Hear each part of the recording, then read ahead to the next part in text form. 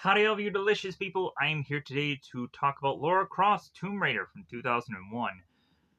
This movie is so chock-block full of action that the story is to be hopefully quickly forgettable in a lot of people's mind. Laura is to be facing off against the Illuminati within this movie, and within the Illuminati, there's a guy named Powell that there's to be this kind of consistently back and forth kind of stealing of these items or grabbing uh, the fastest they can of these certain artifacts to just kind of have this one-upsmanship going on throughout this film, which forces then Laura to work alongside Powell within this film.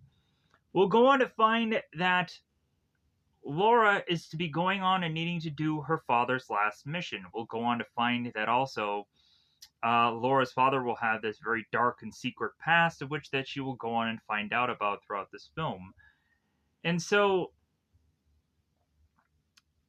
I am to go on and reasonably, while watching and enjoying this action, just really feel how the story is to go on and just be so deflating and just so simple or simplistic.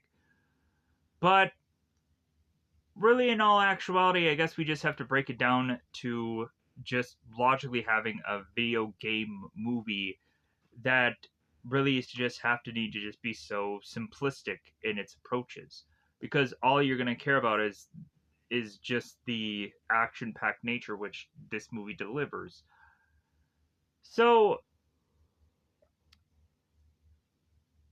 for this film, they go all over the goddamn place. We have Russia's, we have Italy's, we have a number of just locales and this and that.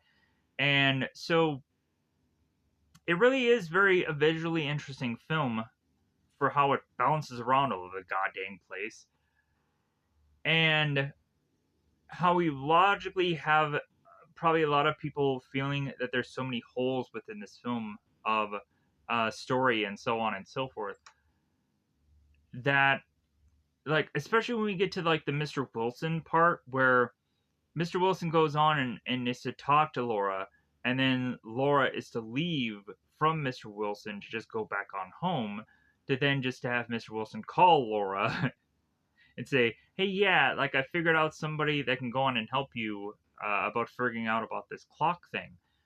So, for this clock item, we find that the planetary alignment is going to happen, and that this is going to deliver some full eclipse that is to force these people into heading into this temple to try to put this clock within this wall, to then unleash all of these stone creatures for them to face off against, just so that way they can go on and find their way into further making into some temple and trying to find this triangle of light so they can go on and be able to turn back the hands of time.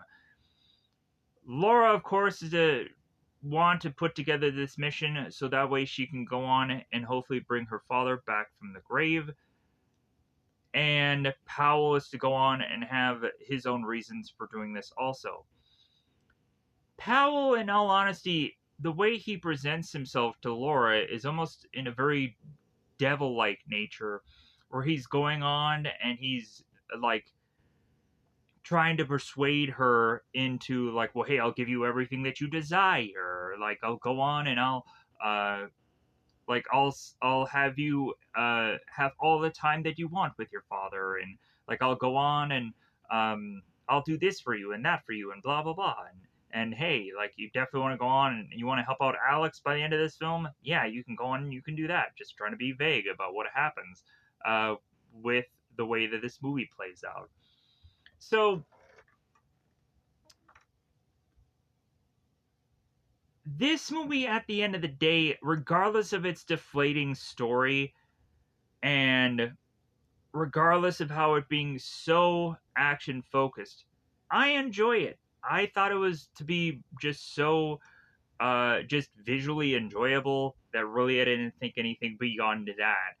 And so for that, I feel that this movie is, in all honesty, to just be like, I think good, just because of it really giving me some unique action scenes that I don't feel like I've gone on and seen a plethora of different times.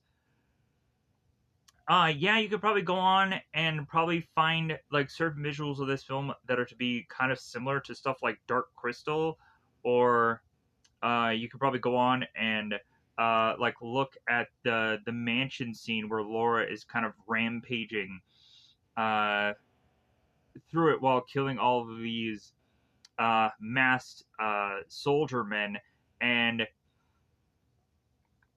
have that feel quite similar to X2 X Men United or whatever. But uh, logically, yeah, like this movie is to be rather just action packed entertainment. And beyond that, there probably is to be a lot of things that are to be quickly forgotten otherwise.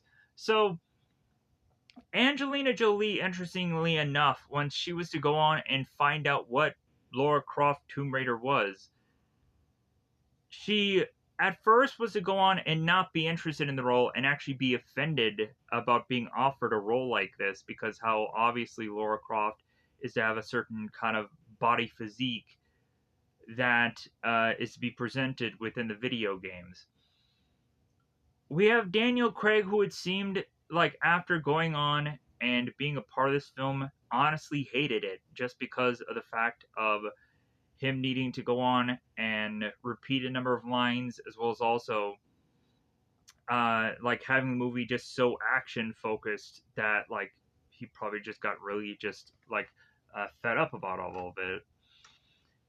Funny enough, there is a scene where Daniel Craig is going on and thrusting this rope with a bunch of other folks to try to open a doorway up, and within the scene, he is to be thrusting the rope, but then again, seconds later, we have him just cheering on himself while Daniel Craig is in front of this door as it swings open and or bursts open. I would go on much more state, and I'm like, okay, that is to be, I guess, the one flaw of this movie.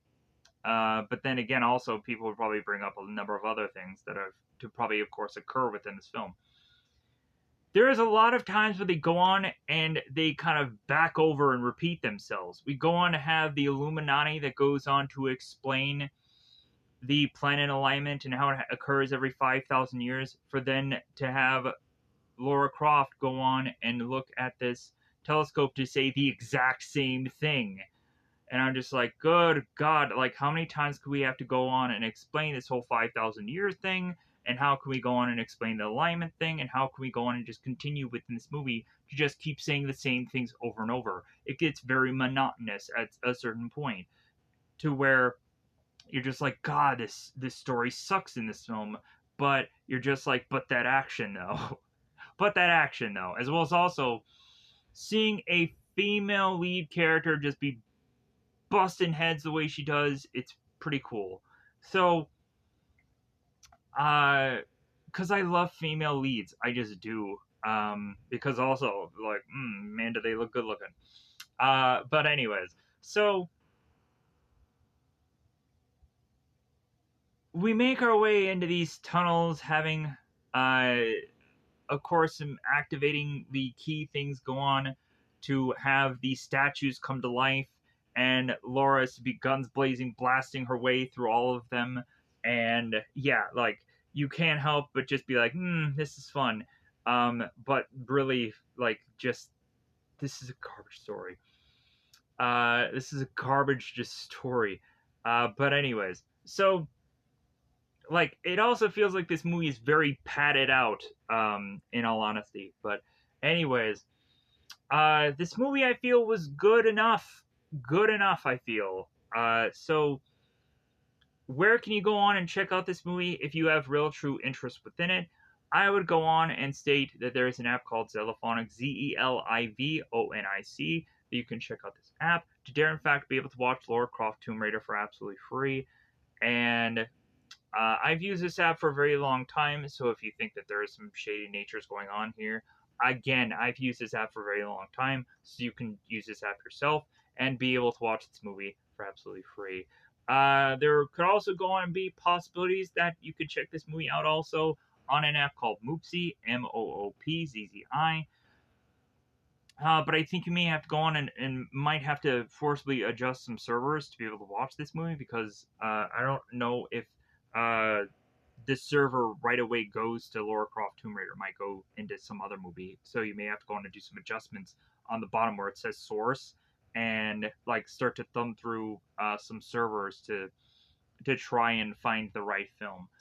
But regardless, you can go into Zellophonic and click into that and watch this movie, and it would be a lot easier regardless of just the quality of the film. And also, if you are to be a mobile user, go into those apps. Or if you have like a tablet or iPad like I do, then again, you're gonna have a huge benefit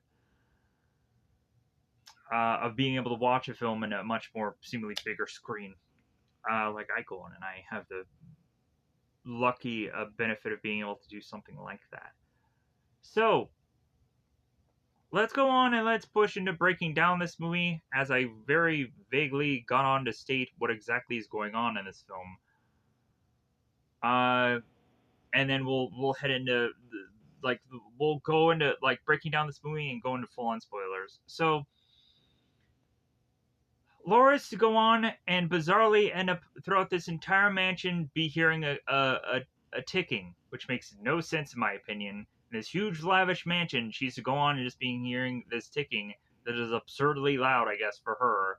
But it makes no sense for her to go on and actually be so much of hearing of this. So Laura's to go on and make her way to finding this clock item, where she goes on and is to turn to people who may have a much more better information of it, and these people then try to turn to steal the item, and eventually that has Laura trying to figure out who had gone on to steal this item and try to follow their footsteps to go on and figure out where they're heading so she can go on and get a object before they do, which then forces them into a partnership because Powell is to go on and realize how beneficial Laura could go on and be compared to Alex, who is to simply have a way of getting to answers fairly slowly, whereas Laura is to kind of figure out a way to like figure things out a lot quicker. So Powell is to be very reliant on Laura here to hope that these two um, Tomb Raiders can go on and be able to help him get his way through this mission, as Powell has no real clue. He's just the money man. And so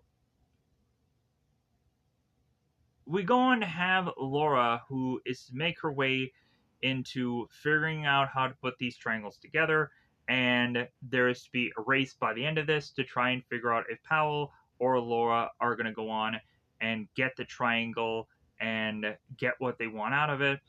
And there is to be this whole time storm that is occurring as they make their way close to putting together this whole triangle thing. And so, yeah, so very interesting film at the end of the day, but only interesting because of the guns ablazing. So, with that said, I think it's about that time to just go into the breakdown of this film. Let me know in the comments below what is to be your favorite video game movie of any kind. Maybe you were to go on and be a Prince of Persia fan, or maybe you were to go on and like the Tomb Raider films, but maybe not exactly this one. Maybe you like a one later down the road. Maybe you're to go on and enjoy just any kind of video game franchise. Maybe hopefully there's to be a movie tied to it. But anyways, maybe you like the Uncharted movies, and maybe this movie is to go on to remind you of the Uncharted films or film. Anyways, so Also, let me know about any action movies that you would probably want to go on and have me check out, seemingly somewhere down the road. I had gone on and recently casually rewatched the Rush Hour films, all three of them, very casually. So I'm kind of tempted about just going on and just doing a rant video just about that, um, to not really focus on just like, well, hey, I'm going to go on and I'm going to talk about individual ones. Maybe I'll just kind of do like a very short video where I just talk about all three of them and just kind of get that done, because I am assuming that Rush Hour probably doesn't have like a huge like following on here, because I think at some points I've gone on to like put Rush Hour in the tags of things and nothing comes up. So maybe Rush Hour no one really cares about. But regardless, maybe I'll just chuck that thing up as a movie, but then again, or chuck that thing up as a review. But it really depends on when I get to it, because logically, like the further and further that I don't go on and I don't talk about these films, I'll probably forget about them all. But anyways, that could be a possibility of a future review that I may go on and check out. Also, there's be a number of other projects that I have kind of lying and waiting, uh, that I have kind of made thumbnails and things of.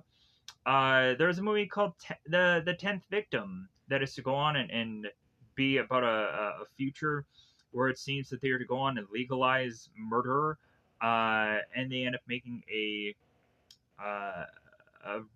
reality show game out of it. And I thought that movie was just kind of very disco-ish European style, very fascinating, and I really was to go on and be like, maybe there's something there. It has some Austin Powers, James Bond flavor to it, and also is to kind of just give me this interesting idea of a legalizing of murder, and people needing to play either the hunter or the victim. And so yeah, so it could be just a rather interesting just movie to check out at some point. Maybe it's something logically that people should go on and do a reboot or remake of, and make it a more modern day thing. Because if technically, if we're going on and we're having movies like The Running Man getting a reboot, which logically the way in which that movie is going on and presenting itself, is to go on and be like, okay, it doesn't look exactly like the prior uh, like Running Man that I know and I love, but regardless, like I guess it's just a thing that exists or will exist. So with that said, I think it's about that time to go into the breakdown of this film, as I'm kind of going into just kind of the pattern of future reviews and future things that I hope to eventually accomplish within this channel. Uh, yeah. So let's go on and let's do a breakdown of Lara Croft Tomb Raider. Because I think it is about that time, yet again, to of course go into spoil time. Spoil time, it's about the time to spoil this movie. Let me know in the comments below anything that you would like to go on and share of movies or shows that you've been watching recently, or to go on and have some connection with Lara Croft Tomb Raider. Maybe you bizarrely like this movie, or maybe you hate it. Because at the end of the day, there are some people that go on and go into the comment section because they hate a film, and I am going like, okay, all right, like cool. Because regardless, it helps out the video. Uh, so with that said, I think it's about that time to just go into me pausing this video, me getting out my cell phone, and me looking into my cast list or insist whatever I am to need to help break down this film. And so with that said, let's pause here and let's get into that. All right. So in the very beginning of this film, Laura seems to be in almost a practice room, a danger room, it seems, as Laura is to be dangling upside down from a rope. We don't quite understand why, but really, I guess, is to just be an interesting visual that opens up this movie. So, Laura, from where she's positioned, can go on and see the artifact that she's to go on and need to retrieve here. So, Laura goes on and flips down and starts to run her way to this object, but then all of a sudden, at some point, as she is to go on and make her way closer to the object, she slows down and starts to make a slow walking, uh, like trying to uh, make her steps a little bit more quiet, because she doesn't quite know exactly what she's getting into. The closer and closer she gets to what is to ultimately be this artifact she's going after. So Laura then goes on, as she is to be alongside this uh, this totem, this bit of structure. We have Simon bursting through and getting ever so close to Laura and kind of looking her up and down. And so Laura falls over, and so Simon the robot goes on and smashes uh, what we are to think is to be between almost Laura's legs here. And Laura goes on and is to just kind of split her legs and be like, "Aha! All right, we're seeing some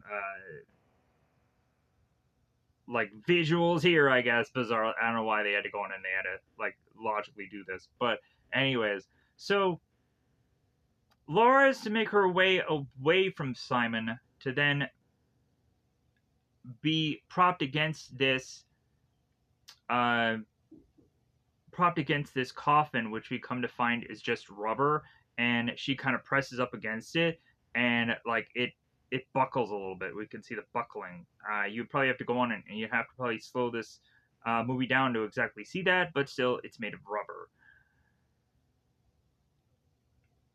Laura goes on to thrust her guns into the air and starts blasting away at Simon, and is to go on and find a rope to have cut off so that way she can grab onto it, and again blasting further away with her guns. Interestingly enough, in the later part of the movie, Laura ends up having this backpack that is to have seemingly a large number of ammo that Laura is to go on and be able to use to blast away these stone characters so easily.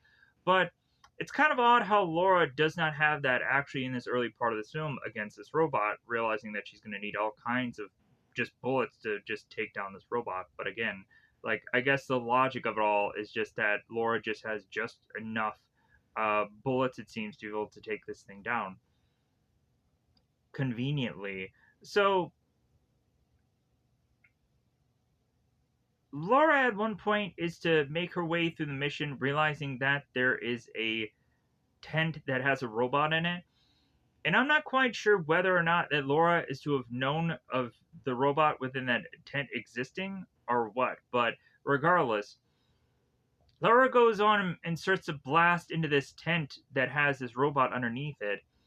And then Laura turns to try to knock down this column. That's what I was trying to say earlier, the whole column thing, where Laura was against the column and then the robot comes bashing through and then seeing Laura. So Laura goes on and is to seemingly be able to take down this column that falls onto Simon. And Laura is to assume that she's to quite easily take down this Simon and the Simon robot. I want to try to just say Simon, but I just keep saying robot. And then Laura is to again look at the artifact, being like, all right, okay, like I'm done. Like I think I can just go on and just make my way into this artifact. And instead, Laura would find out the opposite, that Simon is to go on and shuck this column off of itself, forcing then Laura to then fall. And so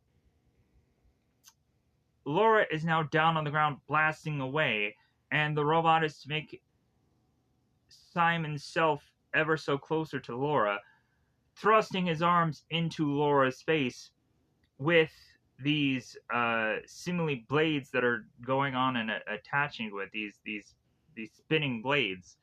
And Laura is to go on and take these arms and to have them go on to start cutting these arms off so that way Laura can go on and kind of get free here to roll away. So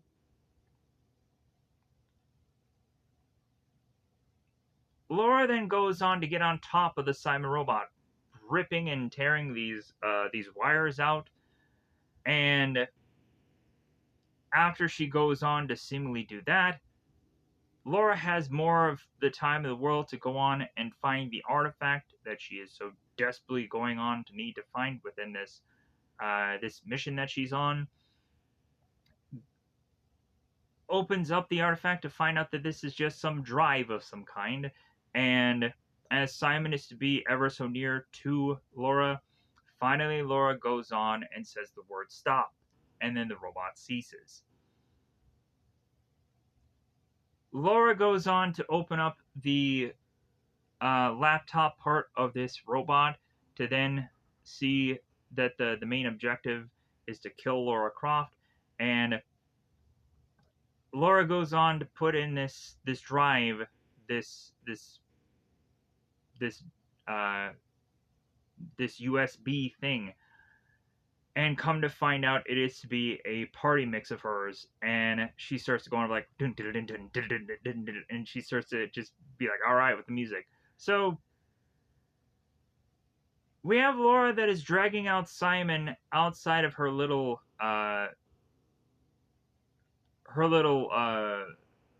play space, and Bryce is to go on to realize that he wasn't paying much attention to what was going on, and so he's to realize that his robot is to be very damaged. So Bryce is now looking at Simon and like, oh my god, you've used live rounds again, and Laura's like, well, yeah, of course I did, because if anything, like the robot was trying to chop off my head, and Bryce is like, well, hey, you wanted it more challenging, and so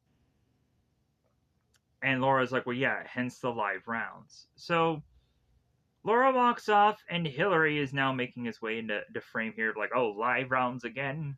Like, so we're really going on and seeing some kind of history with these characters to go on and see that they've kind of been together for a long stretch of time here. It seems that Hillary's character was almost going to be played by some other character, but then they decided upon this actor who's playing Hillary. I think at one point when we go through this movie, and I'm not quite sure whether or not that this is a mistake or not. I think at one point, Laura does call Hillary Henry at some point, but I'm not quite sure if exactly that is to be correct. When Laura's to go on and almost blast Hillary, she apologizes to Hillary, and I think that's where I think Laura ends up accidentally calling him Henry. But again, that may or may not be a mistake, or maybe Hillary's first name is Henry. I don't know. But if anything, I am to just be like, well, was that a mistake on the film? Moving on. So, after going on and hearing the party mix for way too long, Hillary decides upon himself to go to the robot to turn the music off. And the robot ends up smoking and ends up just jostling, which ends up freaking Hillary out. So Laura goes on to take a shower that is to be of her flipping her hair and her going on and doing all these things that are to, of course, be very PG because we don't really see any of the goods, sadly enough. Anyways, maybe we'll probably see a lot more within the movie Wanted. Probably not really.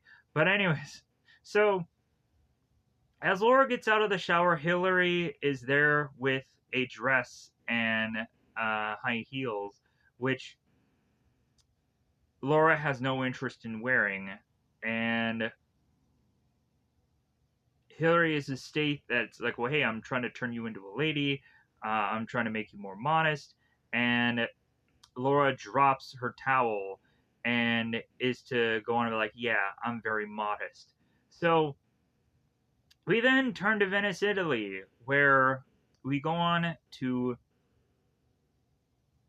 of course, have Powell and Mr. Prim, who's his kind of lackey, who's making his way to the Council of the Illuminati. So we would, of course, go on and have the Illuminati team here and one of the guy in the main chair who is to be seemingly this distinguished gentleman that I don't think logically actually has a name in this film besides that. So I'm probably just going to call him the gentleman throughout this entire thing because I don't know exactly if he actually has a name within this film.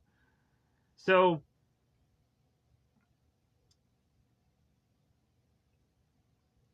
we go on to have the gentleman going on and stating to Mr. Powell here that they're realizing that they are running out of time to try and get to the Triangle of Light, and that they only have seemingly a week left, or they'll have to wait another 5,000 years for this whole eclipse event to happen yet again. We go on, of course, to have Powell, who's to state how complex all of these findings are to actually be, how it's to be fairly before Aristotle and this and that. And so Powell is to go on the line to these people to state that he feels that he's almost ready and that he feels quite confident in this. But in all actuality, he is just lying to this council because he has no real clue about how further for them to find this clock or this key to be able to make their way into getting to the Triangle of Light. So this gentleman goes on and gives Powell 1 week, 1 week to figure this all out. And so, or it'll be 5,000 years. And Powell's like, well, yeah, I have no rational reason for me wanting to commit to this enterprise for that length of time. So, yeah, like, they're all going to be dead by the time that this all is to be kind of the next go around. So,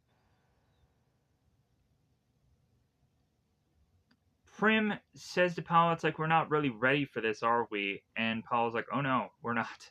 So again, Powell's to go on and just be the salesman or to just be this person that lies to all these Illuminati. So we go on to have Hillary making his way to Laura with a bunch of missions. One is to be involving in Egypt, and one is to be involving in a Spanish galleon. And Laura is to go on and talk about Egypt, about how that involves pyramids and sands, and how the two of them, it seems, are to have a disgust for sand because it gets into the cracks and everywhere. And I'm like, are these people Anakin Skywalker? Because of course Anakin also hates sand. So we go on here, and we of course have Laura, who's to turn to Hillary like, well, you know what day it is? And Hillary's like, well, of course it is. It's the 15th of May. It is to be the anniversary of your father's death. So Laura goes on to look at a picture of her father and then makes her way to her father's grave. Lord Richard Croft. So Laura is to go on to state to her father how much she misses him and how she wishes she could get back the time that was stolen from us. So Laura is to go on and make her way to this telescope, where she again talks about how all of the 9 planets are aligning here, even bringing up Pluto that isn't a planet anymore. Thanks a lot for that. Person who had gone on to discover that Pluto is no longer a planet, but then again, we also have to go on and just be like, well, I don't remember that actual person's name, and people can go on and correct me in the comments below what that name is, because I'd gone on and at one point seen him in Big Bang Theory, and heaven forbid I remember what this guy's actual name is, because I've gone on and seen his technical YouTube channel. But anyways, we again have Laura, who's to re-explain just what the Illuminati had gone on to re-explain. So I think I want to try as quickly as possible to get past this. So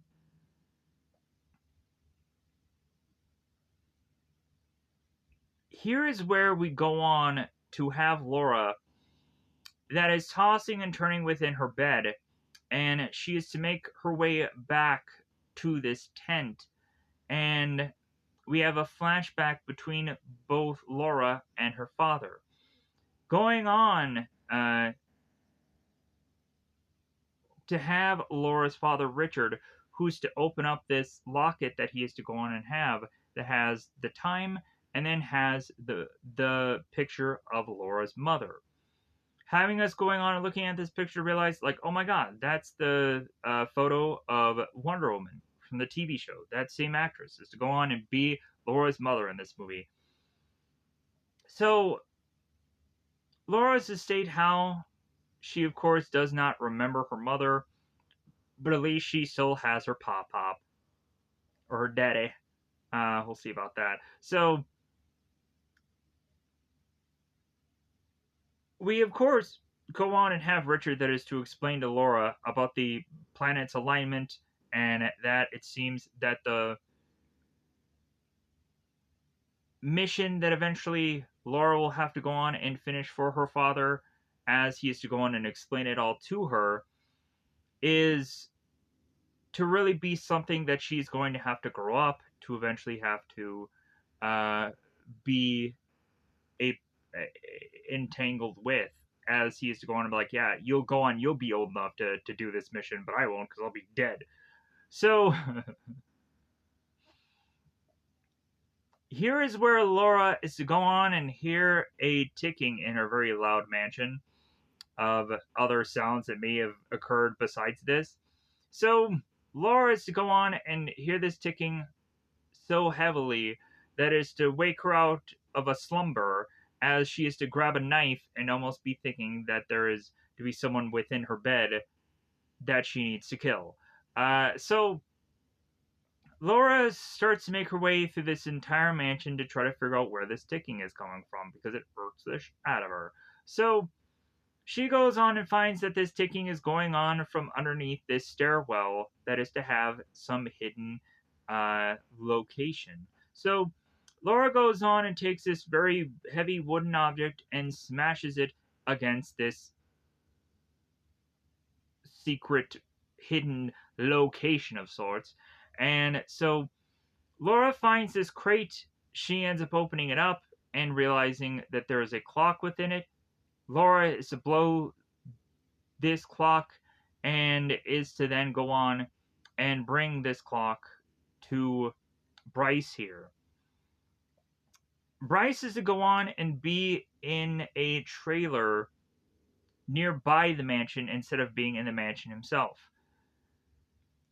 Laura has to go on and ask Bryce why exactly he is to not go on and be within this trailer, or why Bryce is to go on to decide to be in this trailer instead of being in the 83 rooms that Laura is to possess within this mansion. And Bryce is to state that he wants to go and be a free spirit. And also, like when you think about it, with how the mansion ends up getting blasted apart the way it does, maybe that is just a really good idea. So Bryce ends up asking Laura what exactly that smell is, and Laura is to state like, well, yeah, the smell is 5 in the morning, so let's go. Like, so Bryce ends up going on to look at this clock, and it's like, well, it's a clock. It ticks. What more do you want from me? And Laura's like, well, it didn't start ticking until uh until recently. And so Bryce is like, okay, all right. So Bryce is to look at it and realize, like, well, like, yeah, the clock is ticking, but the time isn't even right on it. So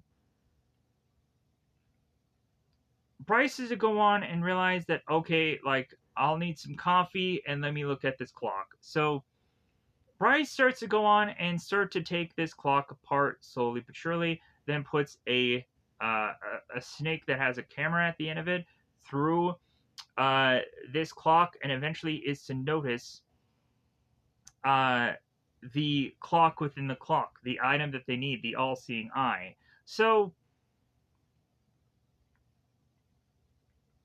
the further and further that the group here is to go on and look at this clock, we have Laura that is to state that the clock within the clock is just camouflage, and so Laura starts to take a hammer to this clock, and then is to uh, find the all-seeing eye, and so Laura ends up taking a motorcycle and making her way to this auction. I believe in this auction, there's to be a dagger that is to be mentioned in this movie that probably has something to do with the video games. I think probably Tomb Raider 2 or something, but I'm not quite sure. Let me know in the comments below. But anyways, so Laura is to go on and make her way into this auction, and there is quite a bit of money on the table here that these people are auctioning for. It's like 2,400,000 or 400,000 or whatever. And Laura is to accidentally find Mr. Wilson here and to be waving to him. And accidentally, when she waves, the auctioneer thinks that Laura is putting in a bid. So Laura's like, oh crap, like I didn't want to go on and bid for this. And so Laura's hope that some sniper is to come on in and try and outbid her, which luckily they go on and do so. So Laura's like, oh, thank God. So that was a kind of a funny bit scene. And so Laura goes on and is to turn away from this auction to meet up with Mr. Wilson as he kind of points her away to where the two of them will be heading. So as Mr. Wilson and Laura greet one another, Laura is to stumble upon an old friend called Alex. The two of them are to go on and state how they seemingly know one another, that Alex is to state that it seems that Laura is to still pretending to be a photojournalist, as Laura is to state to Alex like, well, hey, are you still pretending to be an archaeologist?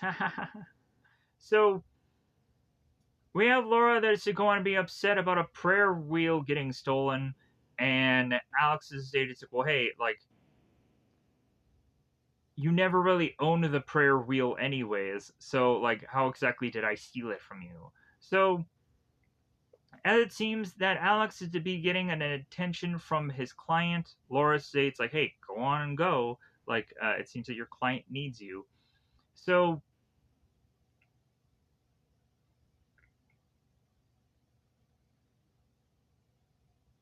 we then push on to have Laura, who's speaking with Mr. Wilson, and eventually goes on and says just generic things about how this is just a unique object, and Laura is to state how it seems that the clock is getting brighter the later and later, that it is to seemingly be counting down to something, and that it seems to be counting down backwards. So yeah, so countdown.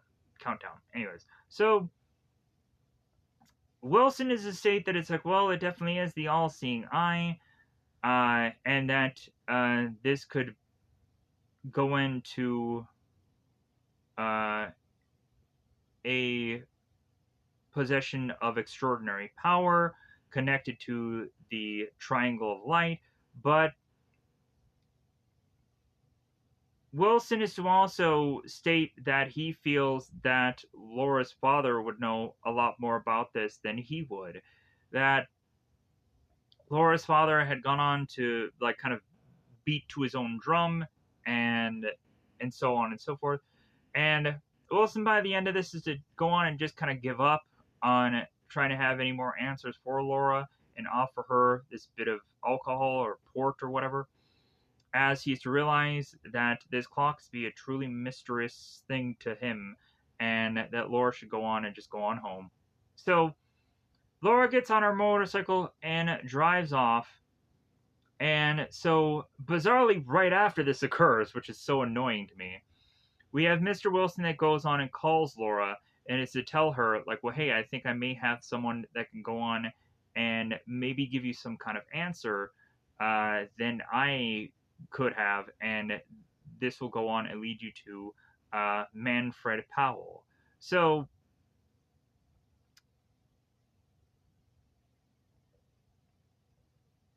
Laura is to just be like, okay, all right, so, like, this is the next This is the next thing that I'll have to go on and leave my way into. And so we have Mr. Wilson that is to be looking at a photo of himself and Richard and is to ask for forgiveness because realizing that Wilson needs to go on and give Laura to a person that has some kind of more answers um, to her, as well as also realizing that this may go on and lead into Richard's past secret. So we have Laura making her way to an area to speak with Powell, and the very first person that she meets after we pass Julius or Julian, I think it's Julius, and Julius is going to be Powell's head henchman guy, and so on and so forth here. So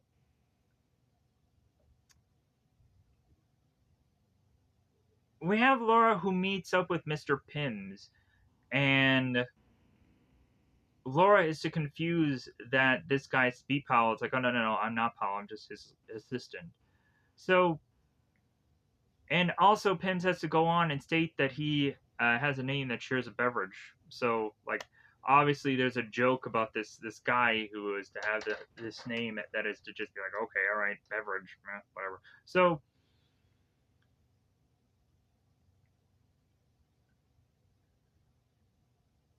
we come to find out that Powell is a lawyer, and that obviously him is a lawyer clerk, and so Laura is to be going on like, so I'm talking to lawyers here, like, okay, all right.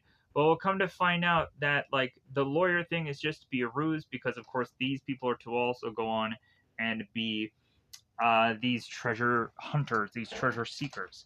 Like this movie's probably also remind me of stuff like National Treasures, the Nicolas Cage movie, which also John Voight is to be a part of, and that'll lead to another clue and lead to another clue, so on and so forth within that film. So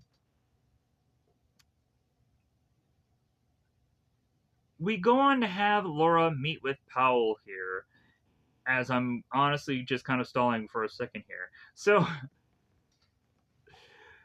we have, of course, Powell that is to mention how the two of them are to go on uh, and kind of make their way into meeting here, which is to connect with Mr. Wilson and connect with Richard Croft, and how Laura is to go on and say, yeah, the two of them were great friends. And so Powell is to go on and say, well, yeah, I did meet your father once, briefly, and this and that. But we'll come to find out that that is to be somewhat of a lie, as Powell is to seemingly have a bit of apprenticeship with Laura's father, as the big reveal of Richard is that he was a part of the Illuminati for a very long time. So we have Laura that hands Powell these photographs, and Powell is to be rather disappointed just by just seeing photographs of this item. And Laura ends up asking, it's like, well, hey, like you said that you were a lawyer. And he's like, well, yeah, but I do study clocks as a hobby. And so he says that it's an obsession, and uh, that while looking at this clock, what he is to see here is to completely elude him, and that this is an item that he knows so little of. And the more and more that Laura is hearing Powell out, the more that she realizes how foolish he is. But anyways, so but Powell goes on to state that this is a pleasurable torment, and my ignorance amuses me. And so the further and further that Powell just says the 7-layer dip of how he has no clue what this item is, but he knows exactly what it is. We have Laura that turns back to Bryce, and Bryce is to state like, well, yeah, like what he just said, that my ignorance amuses me. And so Laura is to say to Bryce how Powell is to go on and with the way that he just talks, lead on that he knows more about this item that he's willing to say, and that he's just a liar. So we have a record going on and being playing uh, as the night is to fall. We have Laura who's going on and she is seemingly like being bungeed, and she is just starting to just flip and fly and roll into the sky here. And so Hillary's a turn to Laura here. It's like, well, hey, don't stay up too late. And Laura's like, well, I won't. So we have Bryce who is going on and doing things on his computer. What they are, not quite sure. So here is where Julius and Powell's men is to make their way into Laura's home, and so they come to find Bryce's trailer, and they put uh, a kind of a blocking thing for Bryce to get out of his trailer, and so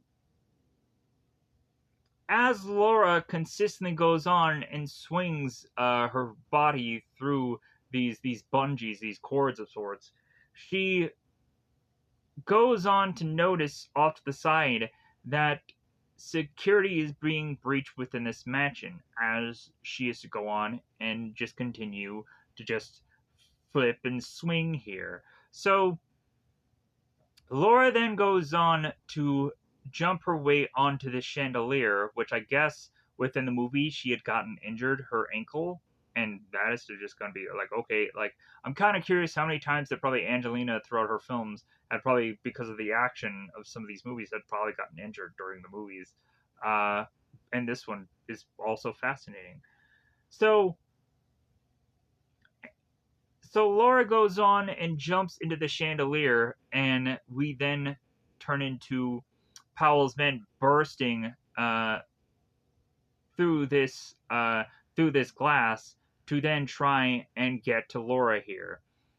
Laura is to kind of to tilt her head and just be like, all right, well, like I guess I'm gonna have to kill all you people. So Laura goes on and jumps to make her way to this place where she can go on and have a bit of protection away from the blasting of these guys' bullets. And Laura goes on to start to take down these men one by one as she's kind of like hand to hand combat trying to take them all down. And so,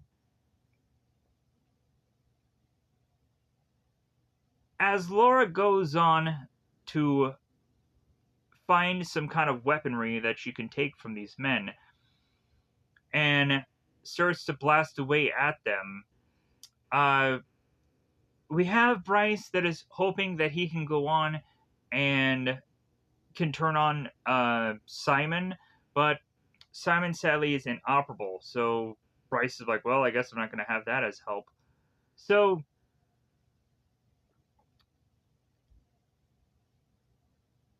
Laura continues to swing into action here, going on to grabbing as she swings into these men, grabbing them and either finding ways to like stab into them or are to go on and grab them and just kind of snap their necks or do whatever she needs to do to go on and kill these men.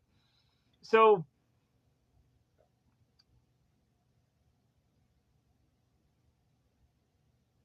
Hillary goes on to hear the commotion, and he takes all the time in the world to put on his slippers and gets his shotgun and puts on his bulletproof vest. And so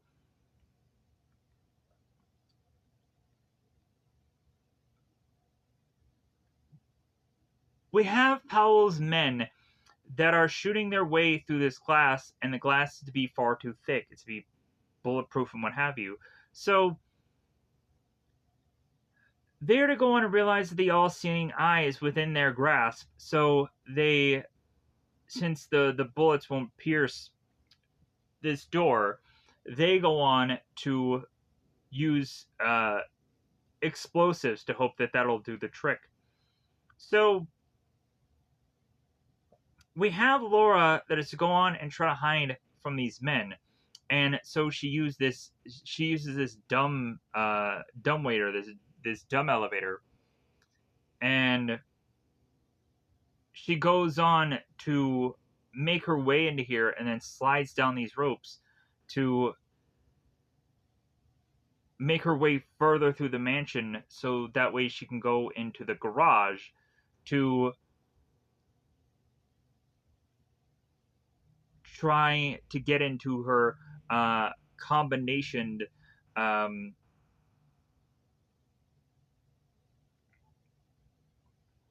safe so that way she can go on and get weapons here. So Laura is to go on and not have enough time to be able to get to these weapons as she's starting to realize that people are making their way into her garage here, trying to find her. So Bryce is to go on and try to get his computer to work here, to where both Laura and both Bryce are going on to having a bit of convo here. So Laura is to notice this uh, this phone as well as this earpiece that she can put into her ear, so that way she can go on and start talking to Bryce here. Bryce seems to have a way of seeing Laura's surveillance system through her house. So Laura's like, okay, well, like you're probably going to see these guys before I will, so you need to tell me exactly where they are. So because Laura is to go on and use this kind of odd amount of just like weaponry items that she's to just fasten together to uh, use to just blast away at all these villains. So Hillary goes on to use this shotgun against these men, and Laura is to go on and use this screwdriver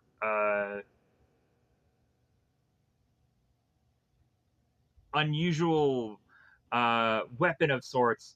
So I don't know exactly what it's called, but it's very unusual. I know exactly what this thing is. But anyways, moving on. So Laura starts to go on and blast away of this screwdriver, launching at people. And we have at one point where Brian is not quite exactly say perfectly where these people are, and so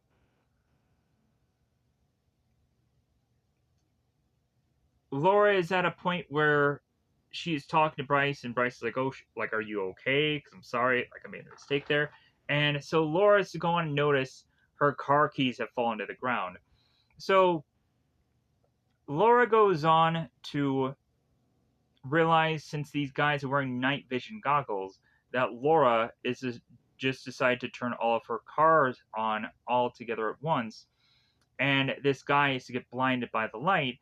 And as this guy is to get distracted, Laura is to go on and knock this guy out.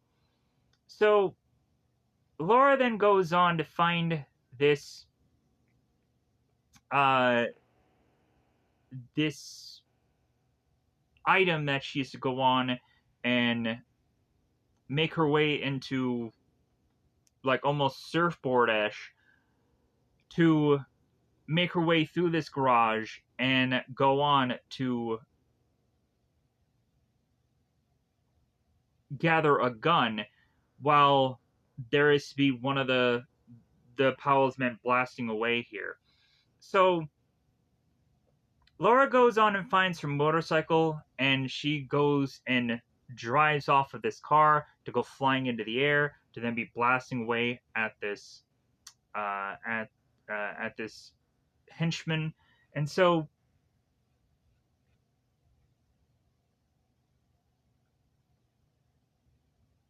we would of course also have Laura, who at one point is to knock out a henchman with her gun, which is kind of cool. But anyways, so by the time that Laura is to go on and take down all of these men, and these men are to go on and eventually get what they are to have come for, after they go on and they blast through this glass door with explosives and then get the all-seeing eye and then leave, Laura is to accidentally think that there is one more henchman left, but instead it's actually be Hillary. And Hillary is to state to Laura that he's think that they've all gone, and Laura is to say, it's like, well, it seems that they have gotten what they had came for. So, as well as also Laura is to apologize to Hillary for kind of just shooting him here. So, I had to do a little bit of adjustment there. So,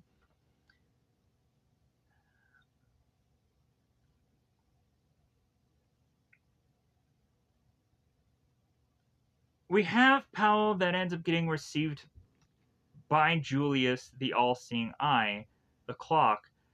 And so the next thing we see here is that a UPS driver is making his way to Lara Croft's house. I don't know whether or not that the UPS thing is to be some kind of weird sponsor of this movie, but I guess it's just to go on and just be a thing that exists within this film. So maybe it should just be some jokingly thing where this UPS driver is to come into this house and make his way into realizing all the rubble that is within this house. You would think that this guy would not go on and continue further, but he does anyways, like as if it's just a normal day for him. And so we have Laura that is to meet up with the UPS driver as to confirm her name, and Laura is to state, yeah, I just woke up this morning and I just hated everything. So the guy is like, okay, all right, sure. So he's to kind of weirdly just like, hey, here's your package. I'm going to get the heck out of here. So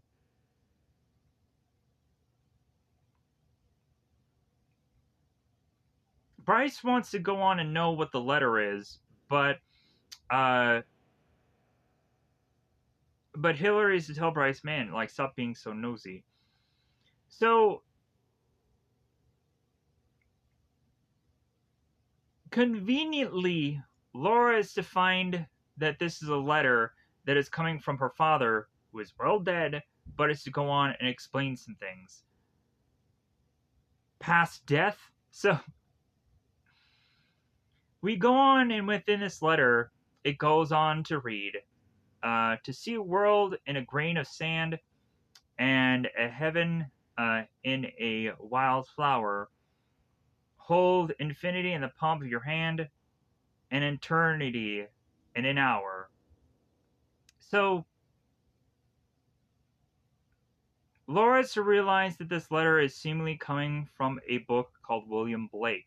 So Laura goes on to make her way into trying to find this book of the writings of William Blake, opens it, and then comes to find that within this book there is a symbol of the all-seeing eye, which of course Laura opens with a knife to realize that there is a secret letter that is to help Laura in her future mission here. That is to go on and explain the temple, and it is to be everything that at some point her father had gone on to know about within the mission of which Laura is going to go on and do here.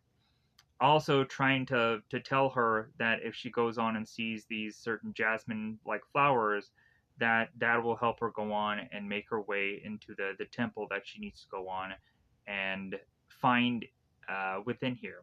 So Richard is to go on and be making a letter to Laura here about, my darling daughter, I knew you'd figure this out. If you're reading this letter, I'm no longer with you. Because, of course, because otherwise, yeah, like, she would have to have been given a letter to her dead father. So,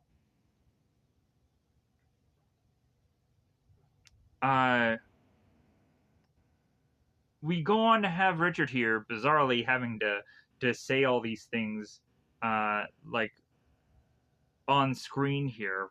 And so we have Richard that is to state that he misses Laura and that he loves her always and forever. And if she is going on and reading this, this means that he has failed.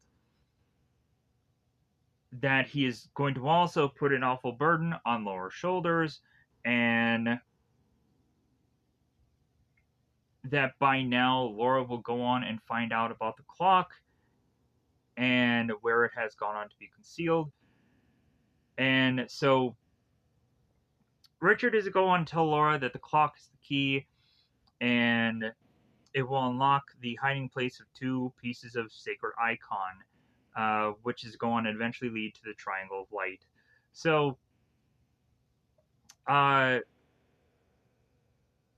Laura will go on to find out that, or it'll kind of just show here in the movie, that there had been a great city that had gone on to obtain this uh, this triangle of light before, but then they realized that it could either possess good or it could also possess great evil, and so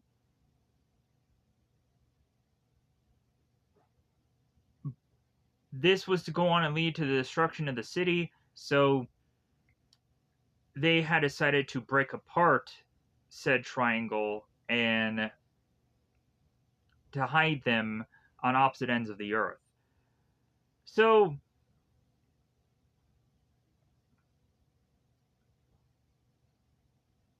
we would then go on to have Richard, who's to have to explain to Laura how she's to make her way to these jasmine plants that grow along the temple of ancient Khmer trial in Cambodia. And if she is to go on and find that, she will find the entrance of the temple that she is to find half of the triangle that is to be hidden there. So, and then also to the tomb of the dancing light, where the first half of the triangle is hidden. So, uh,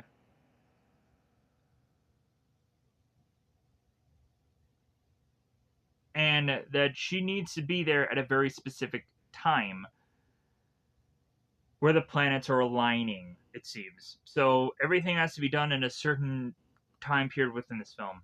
And so Richard tells Laura that she must hurry. You have very little time left. And as the planets move into alignment, uh, the secret society known as the Illuminati is very devious and dangerous men that will go on and try to probably stop her at some points within this film. So so moving on, let's push on here. So we have Laura that is turning to Bryce and both Hillary here, and they're very confused about how Laura is going to be able to make it to Cambodia within 15 hours. And Laura is to state it's like, well, like luckily, like I have friends that will go on and help me get there. And Hillary's like, well, who friends are we talking about here? And Laura's like, well, if I tell you, I'll have to kill you. So we then get a picture of Laura with all of these militia men that she's to be surrounded by. And so we have to assume that that is going to be the secret. So Laura is to go on and be uh, airdropped off by this plane. And so she's bizarrely in this Jeep where it's to go on and be airdropped off. There's parachutes making their way, or yeah, parachutes or whatever to just kind of drop her down here.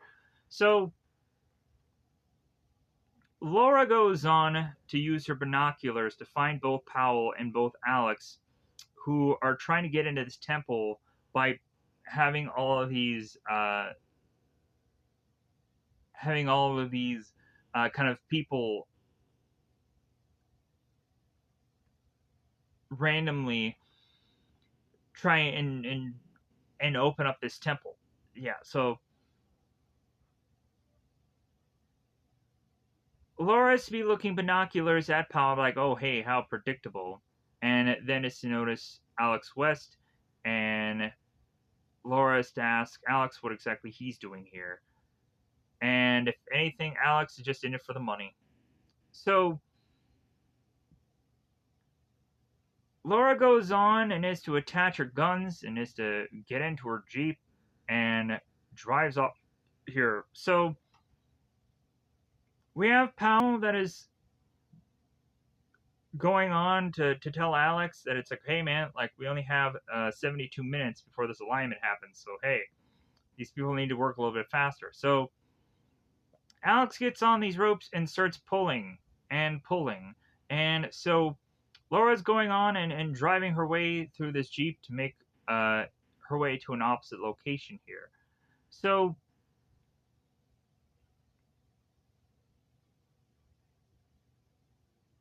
now back with Alex and the pulling of all of these men, they finally go on and they rip uh, the wall into making a more doorway or hole. And we would, of course, go on to have Laura, who all she needs to do is uh, to find this ghostly like person or ghostly like girl that seems to continue to talk to Laura and is to seemingly at some point giving Laura clues as Laura is to follow this girl as she starts to go all over the place. So Powell and Alex are to go on and are to look around to see if there's any signs of Laura, and we have Alex that tells Powell, it's like, well, yeah, Laura, she's overrated, and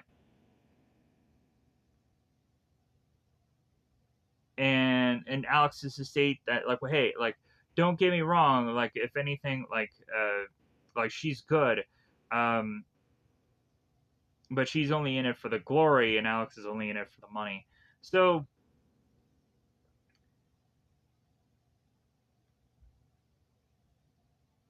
but they need to go on and they need to look out for Laura because at some point she could just spring into action here and just kind of mess up what they're trying to do. So back with Laura. Laura goes on to meet with this ghostly girl that is to point out where Laura is to head. And so Laura goes on and is to look at these jasmines and is to grab on to them. And as soon as she goes on to do that, she ends up getting sucked through this hole where she starts falling.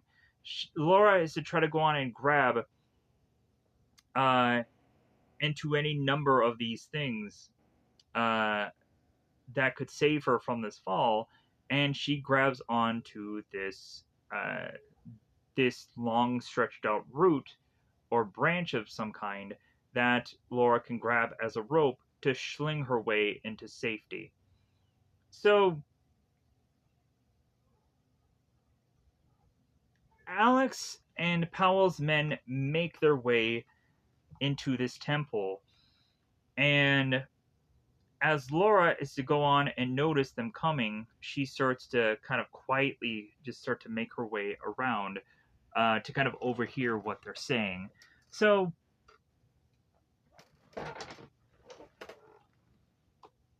Alex and Powell's men start to go on to see the sights here, and Powell is to look at the clock, realize how much time they have left, and so Powell is to state how like uh, what is to be hidden is to not only be in space but also to be in time. And like the interesting thing about this though is for how this temple is to be so underground. Like, how is it that all of this is going to actually connect with a solar eclipse? How are they going to know that this eclipse is actually happening? Because they're just so consistently underground within this entire film. But anyways, I guess we just have to go on and just say that this is just cool visuals of this temple. So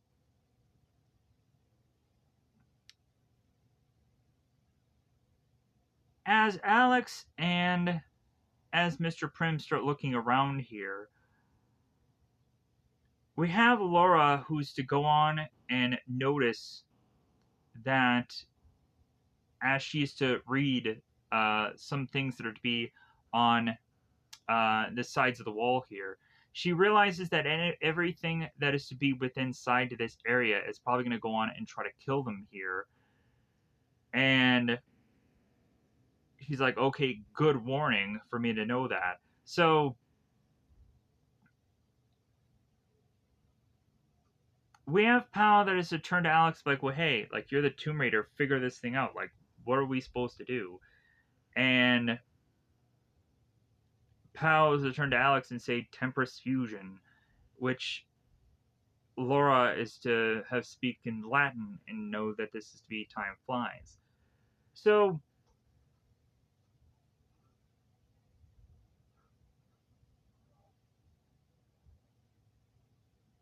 Alex figures out that the swords are to be needed to be moved, so that way they can be put in a certain place. So all of Alex's men start to grab these swords and need to hurry to put them in the right positions. So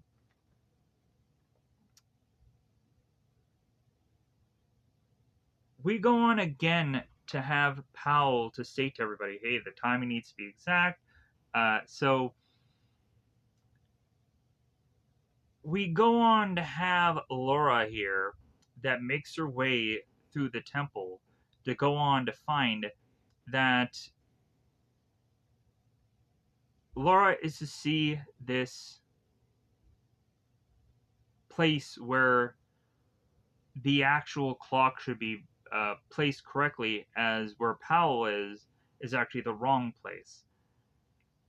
Laura sees this because she goes on and she turns away from this spot that could house the lock or the key, and she sees the huge Brahman's statue's face, the the one that has all the arms. Um, that there's to be a bit of thing that kind of keeps swinging around and around and around, and it shows this eye. And so that goes on to have Laura, who's to have to come out of hiding to talk to Powell. And so Powell's men starts firing at her, and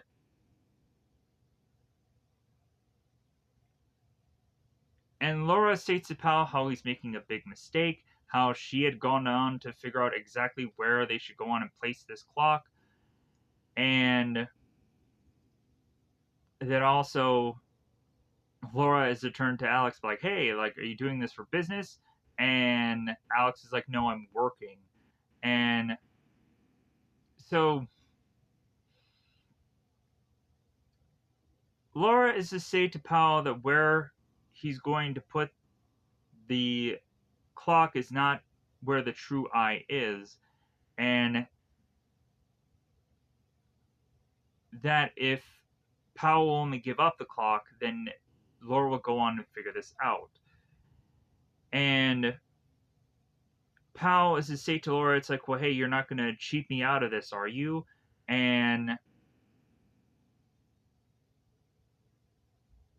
Laura is like, well, hey, you know what? Like, I'm gonna go on and I'm gonna need this too. I'm gonna need to discover this too, and also, like, I'm gonna need this clock so I can steal it from you later.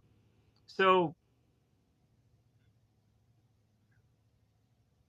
because Laura has her own agendas of why she wants to go on and find this triangle. So, Pal gives in and throws. Oh, it is Julius. All right, so I did get that right. It is Julius. So, uh, So Julius says go on and throw this clock to Laura, but then Powell turns to Julius and says, like, hey, like, make a mental note if she crosses us, then you'll kill her. So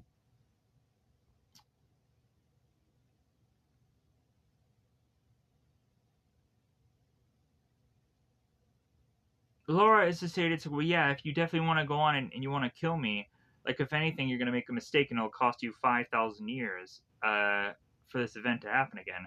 So Alex is going on and continuing the clock, the countdown as he's close to 8, 7, 6, 5, and so Powell tosses her the clock. Laura puts it in the right location, and so we then go on to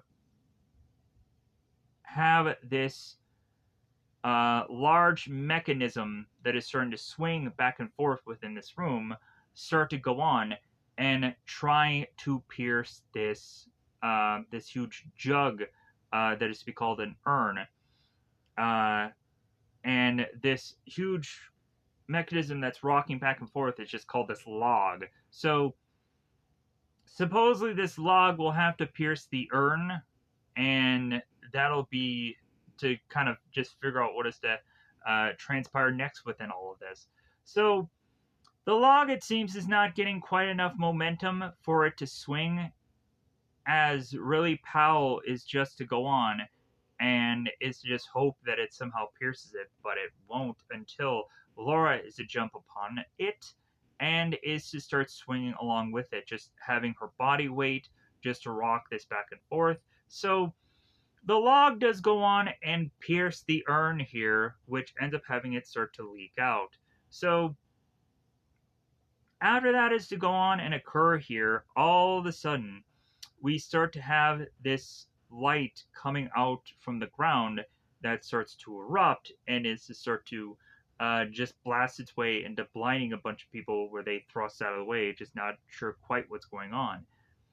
All of a sudden, we have what looks like mercury coming from this hole, and the mercury starts to make its way into a number of these statues here that are going on to bring back these stone monkeys back to life, and eventually also these griffins back to life, and so on and so forth. Also, the Brahmin that is to be the big, huge, uh, multi-armed statue here. So, as the stone monkeys start attacking Powell's men, and at one point they're chucking these spears, and Powell's consistently dodging out of the way here. He ends up using one of his own men to get stabbed in the chest while he goes on and blasts away of these stone monkeys. We also go on to have Laura, who's grabbing a spear away from these stone monkeys and then just trying attacking with their own weapons against them. So Alex at one point has to flee for his own safety as he's grabbing a chain to just try and get away from these stone monkeys as he starts to run out of bullets in his gun. So at one point, Laura is confronted by a stone monkey and she whips out her gun and pa pa pa fires on this thing, which is kind of a funny just bit of action here. So here is where we start to get in the griffins, and they start making their way in here. So the griffins start attacking a number of Powell's men, taking them out. Laura is to continue to get chased by these griffins, and she then too is to try and go on and take them out at certain points. But again, a lot of these griffins just kind of start smashing through Powell's men, and it's pretty funny. But anyways, we have Powell that has used his machine gun and is to smash against one of these stone monkeys. So we have at a point where from all of that mercury coming up from that hole, there is at one point where uh, half of the pyramid of light also appears there also. So as Powell is trying to reach for it, Laura is to go on and be uh, upon this log, and she grabs it. So we of course have Laura, who's to consistently here uh, show that if Powell is to try to get to her, that Laura is to have the peace that he is so desperately needing. So maybe they should go on and not have her be killed so quickly. But anyways, we have the Brahmin statue that ends up getting up and is to try and go on and make his way down to face off against Lara Croft as Powell's men start to run away from this temple. And so Laura hides behind a structure here and then turns around as Brahmin is to get ever so close here. And so Laura then turns around, guns blazing, blasting away at this huge Brahmin statue. And as the statue goes on and gets his face pelted, he just switches his face to another position and continues on trying to go after Laura. And at some point, we have the statue that goes on to magnetize its swords to its arms and is to just clink all the swords onto the ground. So Laura goes on to realize that she's going to eventually run out of bullets that are coming from her backpack. And so Laura goes on to try to figure out here how exactly to figure out a way to take uh, this monster being down at this point. So she goes on to notice that, like, well, hey, if this log is still swinging and is going to be able to figure out a way to take this thing down,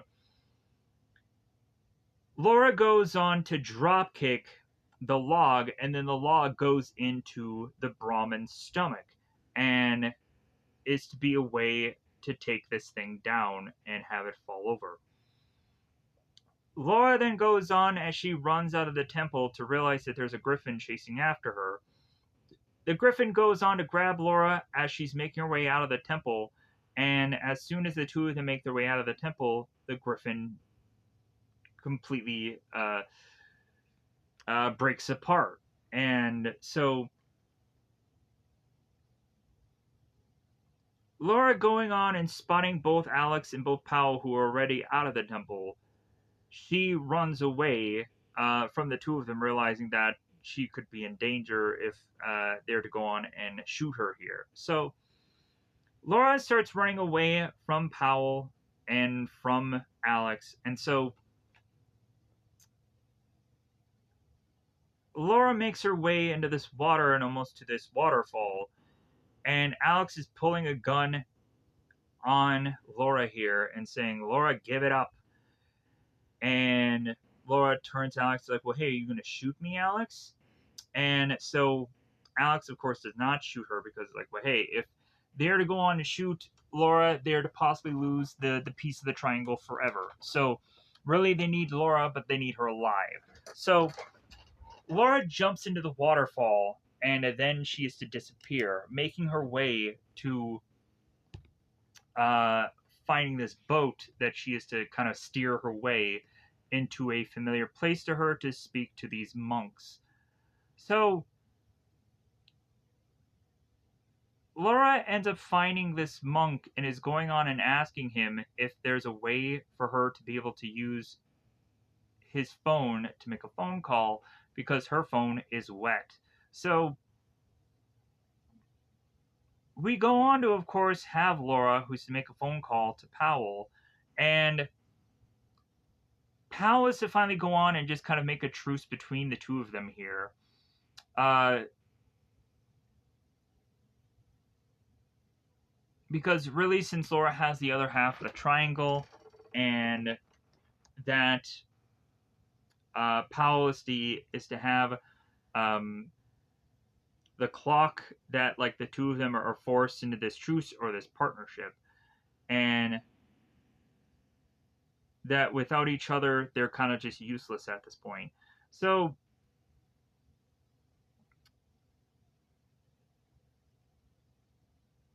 Powell is willing to reevaluate their positions, and like it or not, they're in business together. So Laura to realize that more than likely, if she starts to meet with Powell yet again, that Powell will probably try to come up with some way to try and kill her. And Powell to just say, well, hey, let's go on and let's wait and see here. Come to Venice, meet me here. So while Powell is going on and making this phone call, he's getting massaged by this woman, and she's like putting his feet on his back, and he's like harder. It's funny. So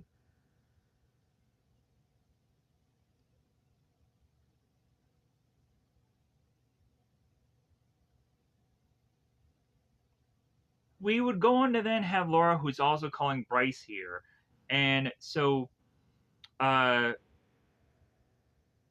Laura is to tell Bryce that she had gone on to find the temple and that she ran into Mr. Powell, and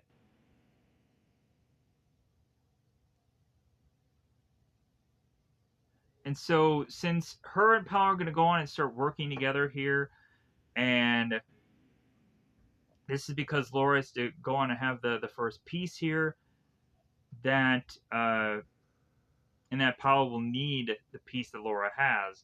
That the two of them are going to be the bestest of friends. So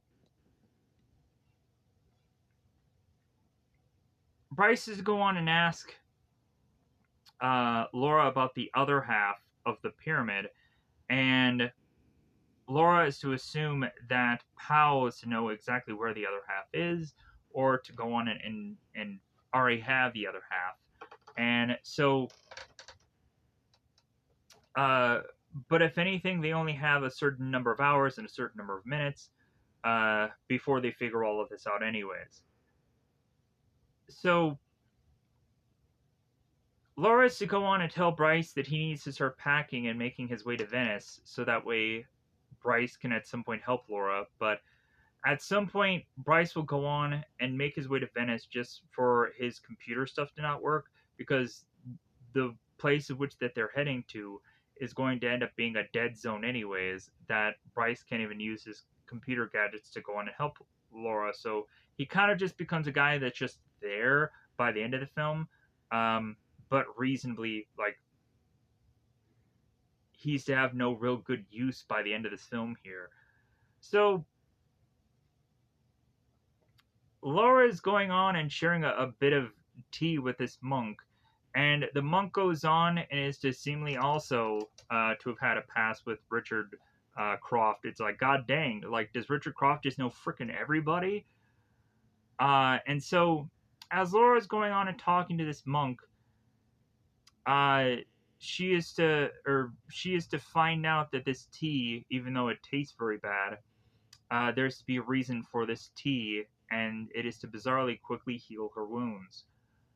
Laura is to go on to look at the sash that had blood on it, that is to realize that it is to be completely healed. So,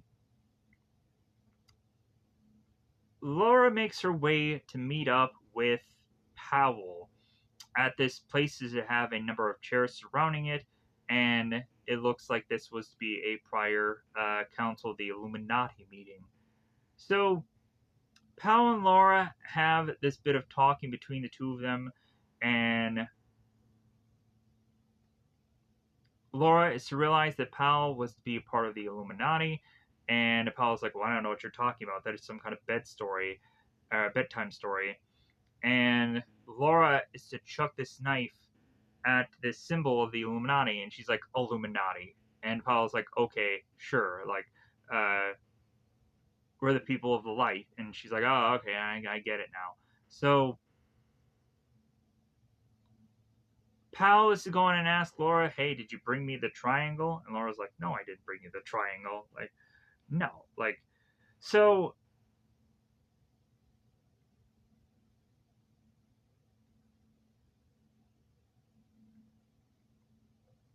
the two of them go on and they continue talking here as I do some bit of adjustments here. Yeah, the Brahmin was the statue. Yeah, I said that right. Anyways, so here is where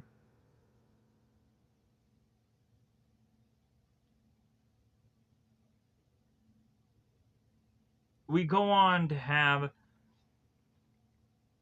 Laura, who's to ask Powell where exactly he would go on and sit in the Illuminati. Like, is the head of this chair to go on to be his? And Powell is to go on and on about how, like, well, hey, I have the clock, you have the piece, and like we can be partners here. And Laura's like, who sits here? Who sits here? And and uh and Powell's like, it's an incredible dream, an awesome power. uh, we can set rights which once were wrong. We can hope that the next leap is a leap home like Quantum Leap. Anyways, so and so Laura goes on and says, like, well, I don't think you sit here. Someone else sits here. And so Powell is to go on and say, yeah, I don't sit there. I am to go on and be God's right hand. I sit here. And Powell's to say, yeah, I sit here because this is where your father had sat. And Laura is to sit in her chair and be like, no, no, no, like my father wasn't a part of this. And Powell's like, yes, he was a part of the order. I hate to break it to you. And it was a truly an honor. And Laura's like, I don't believe you. And Laura kind of gets off her chair, like, my father was a part of the Illuminati. And so Powell's to state to Laura, it's like, well, I guess he never told you. I guess he kept a great many number of secrets. And Laura's to turn to Powell, it's like, well, not from me. And it's like, especially from you. And Powell's like, well, I know what you want, Laura. You want your father back and a second chance. And with this power of what we're going to try to do here, I can give that to you. And we can move back and forth through time and undo the past. And so we go on to have Powell, who's pushing here, that he will return Laura's father back to her if they work together. So, and also, Powell is seeing that if Laura works with him, like, it's all the benefit because two Tomb Raiders are better than one. And Powell goes on and takes this knife and he chucks it at the same uh, thing that Laura was to chuck her knife. So we see two knives just kind of lobbed in that same area, bullseyeing. So the next thing we see is Alex. He is in the shower and he is to make his way into realizing that he hears a sound within his place and he goes to investigate it. He all of a sudden is to go on and open this door to realize that there's a maid there that throws towels at him or blankets at him, not quite sure which. And Alex did just kind of be kind of very distracted with figuring that somebody's within his place that he doesn't realize this maid is to be at his door. So he's to just be surprised by her. He's like, oh, scusi, scusi. So Alex makes his way back to his shower to realize that there is a bit uh, of fog upon his shower that says the word trader on it. So Alex then goes on to meet with Laura as she's sitting at this table. And like, oh, hello, Alex. Oh, hello, Laura. So Laura is to probably think that somehow Alex to be some kind of sellout, and that Laura is to just kind of reconfirm here. It's like, well, yeah, you've always ever just wanted just the money, and that's all of to be really it here. So Alex, like, well, that is kind of a bit true, but uh,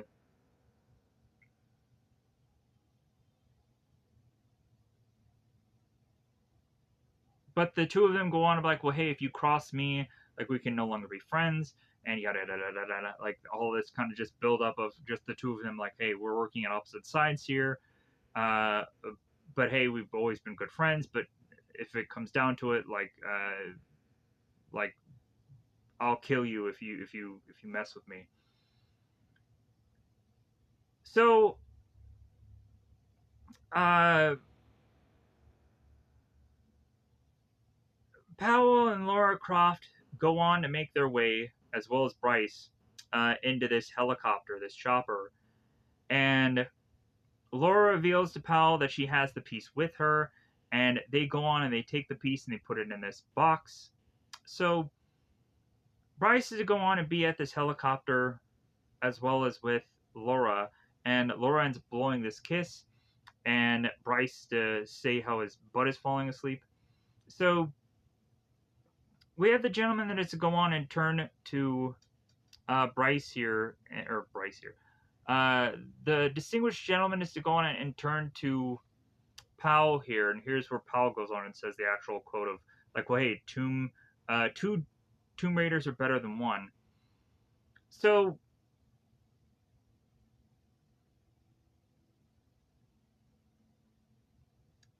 Powell is to mention how they won't exactly drop exactly where they should, and then they're going to have to go on foot at a quite a bit because at some point this island is to actually be some kind of dead zone, and because of this way of which that they're going on and making their way into this ruined city, yeah. So uh, they land on the helicopter and they start uh, walking through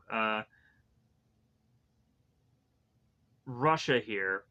So Syria, Syria, Syria. People can go and correct me in the comments below if you're Russian, if you know exactly where this place is and how to pronounce it. So the next thing we go on and see is that Laura is making her way into the town and greeting with these people, and Bryce is trying to offer money for these dogs so they can kind of sled their way there. So we also come to find that Powell's men are going on and having this kind of weird multi-purpose like boat slash boat on wheels kind of military like uh like vehicle. So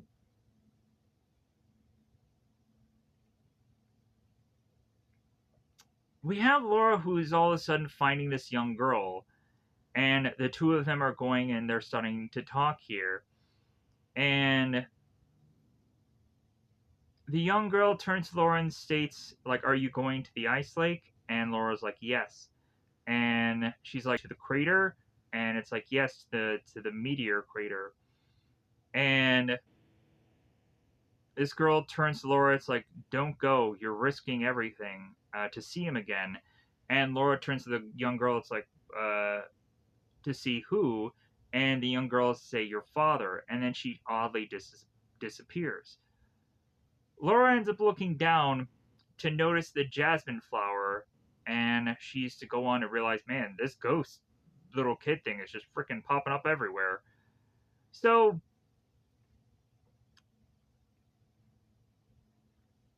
Laura gets on the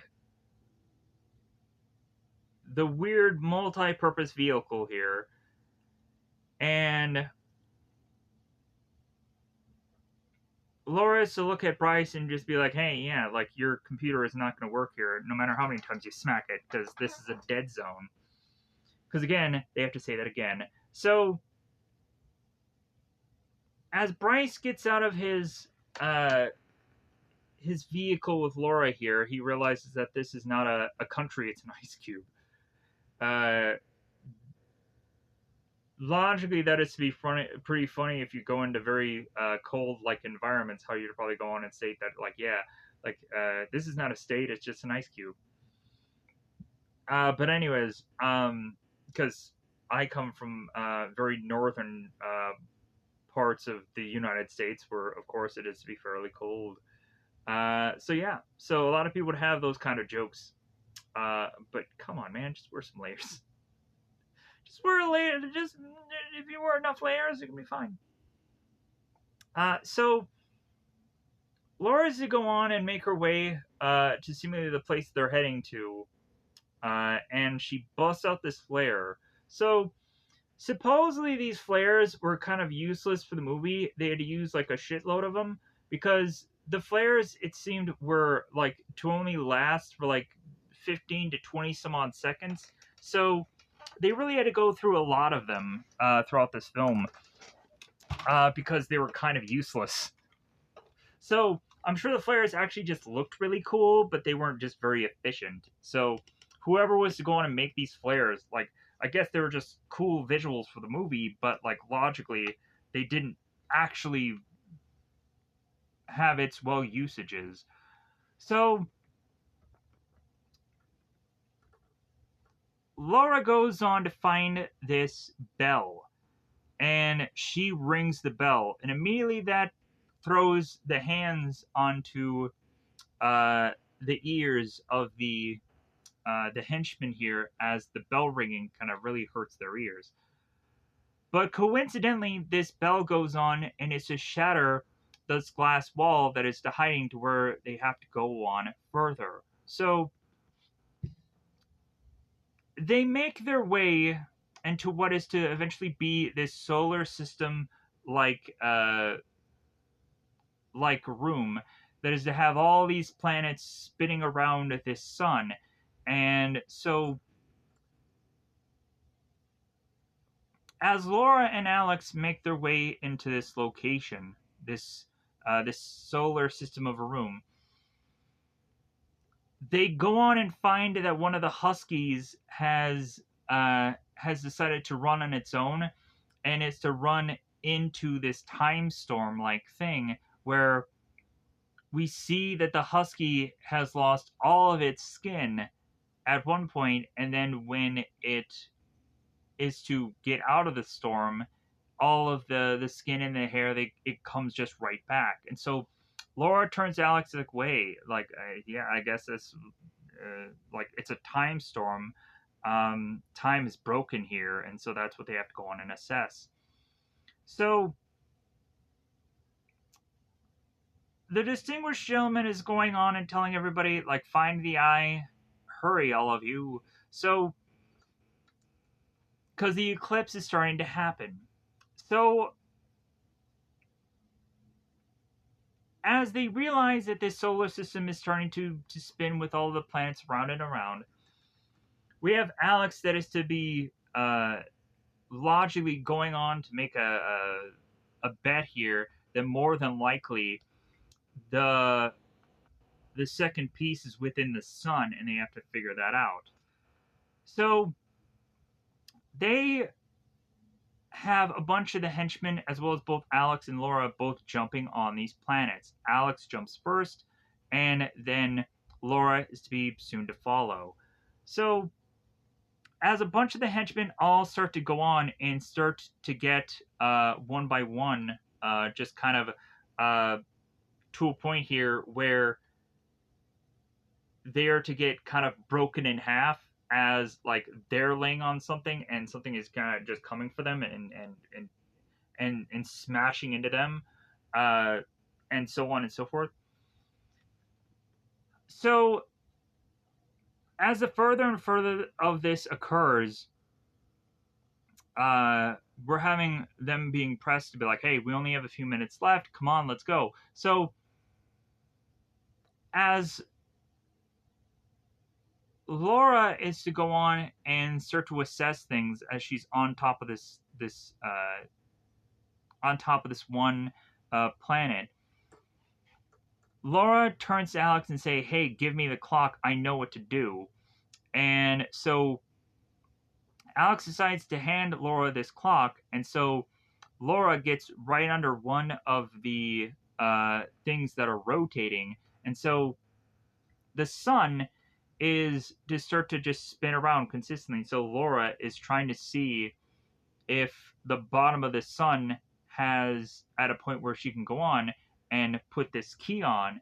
And immediately once she goes on and does this, the sun ends up sucking her in to this hole here, and then she ends up getting shot right back out, and she's lobbing in her hand the other piece. So the eclipse goes on to happen here, and we have these distinguished gentlemen who goes on and does this long-winded speech, and it's like, we will now have the past and the present all occur, and blah blah blah. And so the further and further that this distinguished gentleman goes on and is to be making this speech, Powell is kind of over it, and he's looking at his men. He's like, you know what, I'm done with this twaddle. Men. So Powell goes on and is to murder the distinguished gentleman here. And Powell is to take these two pieces for himself. And the two pieces, as he combines them, does nothing. So Laura is to turn to Powell like, well, I guess it's not quite what you hoped for, right? So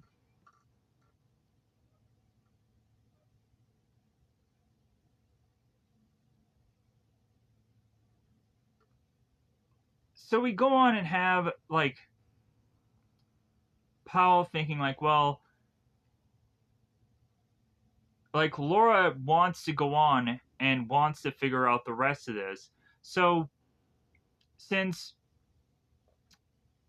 Powell is to go on and think that Laura is to be the daughter of a genius, that maybe Laura will go on and figure this out. So Powell goes on and is to take his knife and is to fling it, and it goes into Alex's chest, killing him. He falls into the water and he gets dragged by one of these planets, and Laura goes into the water after him and blows him in some air for him to breathe. But Laura eventually starts quickly to forget about that. And so we have to realize that Laura is to go on and have the clock with her still. And so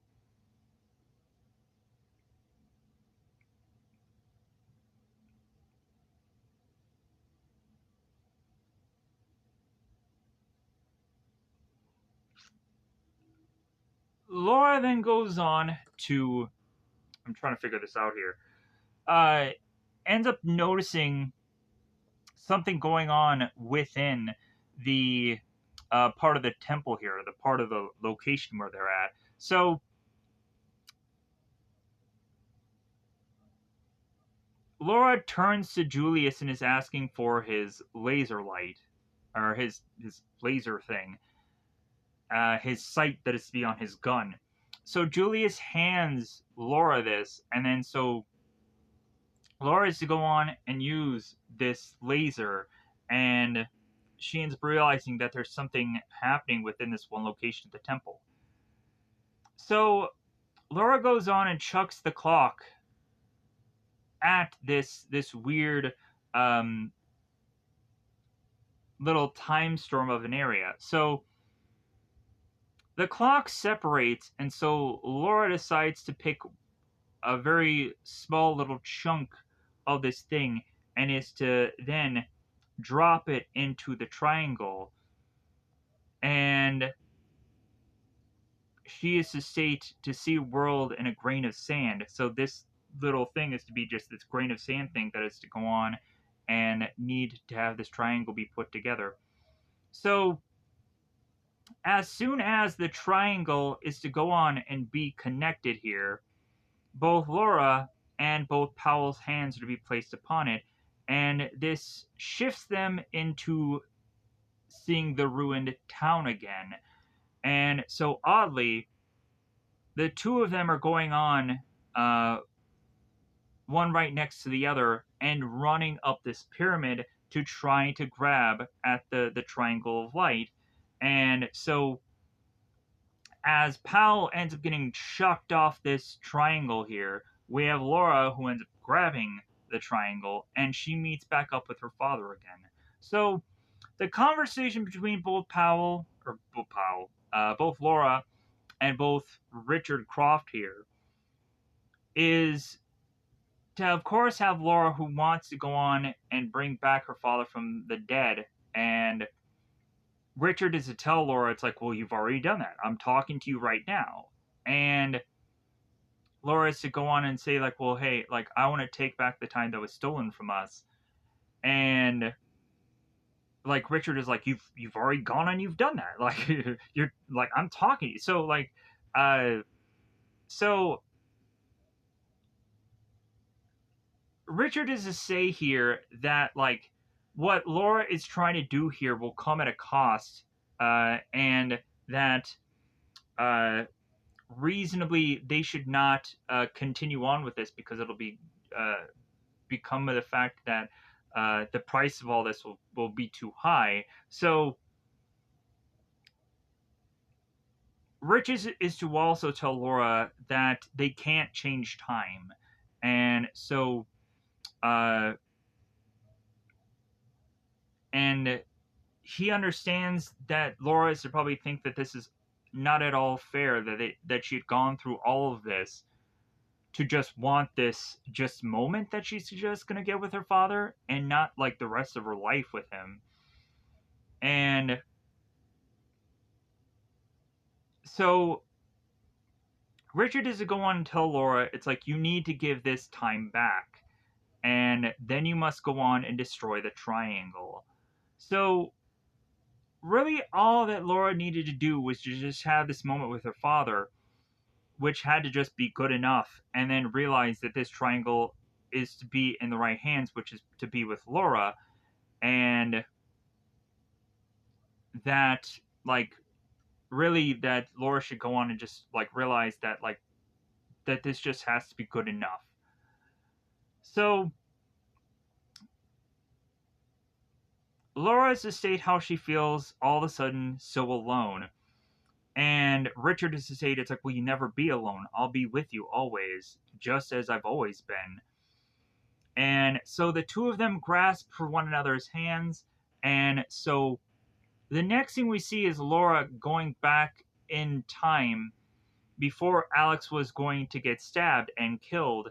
And the knife is flying into the air back to Powell's hand. So Laura goes on to take the knife that is within midair, and Laura turns the knife around with her hands bleeding, and is to eventually, when she starts back time back up, that Powell is going to stab himself and kill him and almost kill himself.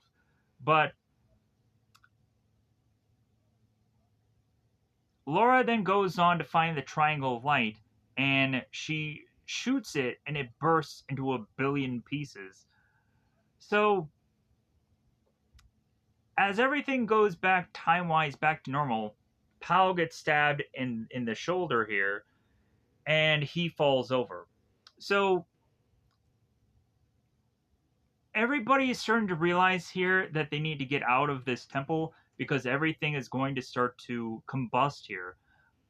Here's the weird thing. So, in all honesty, like, I don't quite get exactly why this temple is to just dissolve the way it does.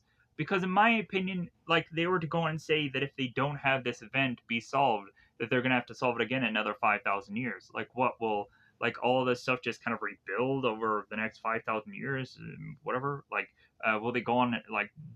Did the complete destruction of the triangle lead to the fact that all of this just no longer need to exist? That's why it just started to destroy itself. So, anyways, as Laura starts to leave with everyone, Alex and what have you, we then have Powell that is to go on and say, "Hey, like I have a trinket that you may be interested in, Laura. That it's from your father's." As Powell is to go on and speak about the fact that he had gone on and been there to have killed Laura's father and that he had begged for his life. And so, really upsetting Laura to the fact that it's like, hey, I'm going to go on and I'm going to beat the shit out of this guy and get my father's watch back. So, Laura goes back as Alex is like, hey, don't do it. And Laura's like, I'm going to get out of here. Like, go on, you go. So,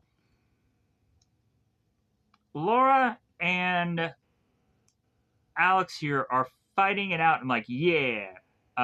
Because at first they pull guns on one another, and then Powell's like, hey, no guns. And it's like, okay, we'll just put our guns down and we'll just beat the shit out of one another.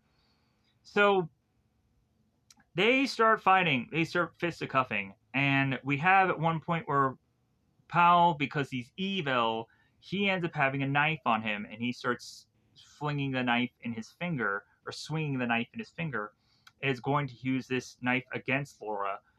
So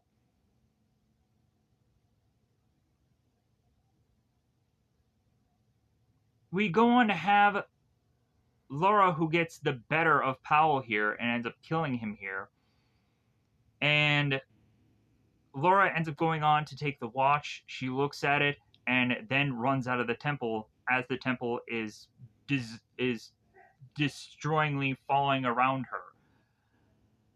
As Laura rushes out of the temple explodes, and she goes on to find the sled dogs, but there's no real sled here, so she has to have the dogs drag her by her feet while she's weirdly making her way through this cave. It's very much like how this makes no sense logically in my brain of how she's just having her feet just kind of just like be the sled. But anyways, so as Laura makes it out of this cave and everything resolves here, Laura makes her way back to the Trinity Mansion, and she is now in a dress, and Hillary is just like, what? And Laura turns to Hillary and says, quiet, like, don't say anything. So Laura goes on to make her way back to the tent, to her father's grave, and it's a nice kind of finishing up here, in my opinion, because Laura is to go on and is to go to her father's grave and like, yeah, I solved your last case, Dad. Like, now you can rest easy that I've solved your last case for you. And like, it's really just a good bit of finishing this up. So we have Bryce that is to be with the camera as Laura makes her way back into the mansion. And Bryce takes a picture of Laura within his dress to just kind of have this moment forever. He bizarrely has the flash on. I don't know what he was doing there. So the flash is so freaking bright that it just covers up the room. That's how bright this flash was. And so we all of a sudden go to notice as Laura is to kind of turn. She noticed that the Simon robot is to seemingly be back in full swing here. So Hillary is to go on and take this plate that has this cover over it and reveal that the plate has guns on it. And so the last thing we see Laura do is to take her hat off and is to take these guns and is to position them in a way that looks cool to wrap up this film. So I'm going to go on and wrap up this review. Thank you for going on and listening to this. With that said, I'm going to try to get the heck out of here so I can put this up as an upload today. Bizarrely, had gone on to just decide to just do some short that was to go on and just do this kind of weird exercise of a thing that I'd gone on and seen in a Will Tennyson video. And bizarrely, that video is seemingly doing well. I guess maybe I should go on and do a lot more shorts in the future, but then again, more than likely, what is to probably to transpire with me doing that is I'm sure probably as soon as I go on and I do a short where I open my mouth, people will probably go on and realistically not have any real true interest in that. But then again, maybe this will go on and have me be interested in doing a short in the future. But like, I just don't quite understand exactly what I'm going to do with that. That's why I've kind of been hesitant on doing shorts. But hey, if shorts it seems are to be doing a lot better than the common review videos, then maybe I should start looking into that. But I just didn't think about it just because I was like shorts, like I don't know what I could really do with that. But then again, also with the long-winded natures about how I go into videos, like uh, I just don't know what exactly I can do with shorts that are go on, and I guess I could probably go on and I could do shorts that just kind of show off maybe my certain collection of things. Like I could probably do that. That would make a lot of sense to just do shorts about like, hey, this is my like I have a bobblehead collection. I have an action figure collection. I have a number of things that I've kind of collected over time. So maybe that will be what shorts are. I have no idea. Uh, but maybe I can go on and probably go on to just like ask the subscribers upon this channel, like, well, hey, like, what would they be interested in if I did certain shorts? Because I have no idea. But with that said, like, just doing a short like that, I wasn't thinking about gaming the system or anything like that. It was just like, let's do this. Like, let's do this today. But then bizarrely, just kind of seeing the outcome of that, I'm just like, okay, well, maybe there's something to do with shorts, I guess. I think also, I'm not quite sure if monetizing has anything to do with shorts. I don't know. From how I'm to look at the things of which that is to be with monetizing, I think they do or say something with shorts, but I don't know if it really just means anything. But anyways, I'm gonna get the heck out of here so I can go on and be able to upload this video. So thank you for going on and watching this, and thank you for hopefully giving this a view because I will definitely go on and seemingly need it. With that short just blowing up the way it does, I'm like, okay, well, hey, like that's great that that did that, but logically, to still want to put in the work and hope that people will enjoy whatever these reviews will eventually be. So, and plus, also, I just wanted to break from so many horror films and finally just do an action film, regardless of how this film may or may not be like the cusp of popularity or whatever, still on YouTube. So, if anyways, I just had a bit of fun of just going into this. So, goodbye, everybody. Bye, everybody. Thank you for watching this. I really do appreciate it.